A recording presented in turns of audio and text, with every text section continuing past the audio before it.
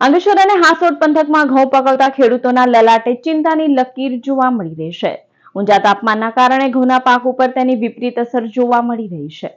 ગયા વર્ષે ગરમીએ ઘઉંનો સોથ વાળી દીધો હતો. આ વખતે ઘઉંમાં ખેડૂતોને બમ્પે ઉત્પાદન મળશે તેવી ખેડૂતોને આશા હતી, પરંતુ વર્તમાન હવામાનની જે પ્રકારની સ્થિતિ બની રહી છે તેના કારણે ઘઉંના પાક ઉપર તેની વિપરીત અસર જોવા મળી રહી છે.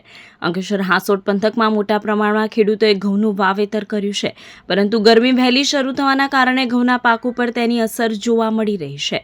ઉકાઈ જમણા કાંઠા કેનાલ મારફતે ખેડૂતોને સમયસર પાણી તો મળી રહ્યું છે, પરંતુ મોસમના બદલાતા મિજાજના કારણે ખેડૂતોના લલાટે ચિંતાની લકીર ઉપસાવી છે. નિષ્ણાંતોના મતે ફેબ્રુઆરી માસના પાછલા દિવસો જ ગરમ રહ્યા હતા, જેના કારણે ઘઉંના ઉત્પાદન ઉપર અસર પડી છે. તાપમાનમાં ફેરફારના કારણે જાન્યુઆરી મહિનો સૌથી ઠંડો અને ફેબ્રુઆરી મહિનો સિઝન પ્રમાણે સૌથી ગરમ બન્યો છે. તેની અસર પાક ઉપર પણ સ્પષ્ટપણે જોવા મળી રહી છે. મારું નામ કલ્પેશ કુમાર લાલજીભાઈ રાઠોડ છે.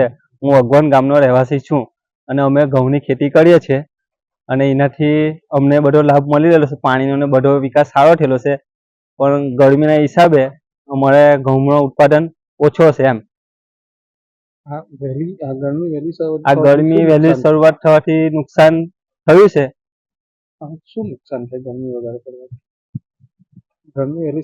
ગરમી વહેલી શરૂ થવાથી નુકસાન થયું છે કે જે દાણા જે પોષણ જે મળવો હતો તે મળ્યો નથી. એમ આ પાણીની સુવિધા મળતા તમે કયા કયા પાક લઈ શકો છો? પહેલા પાક નો કયા પાક નો લઈ શકો?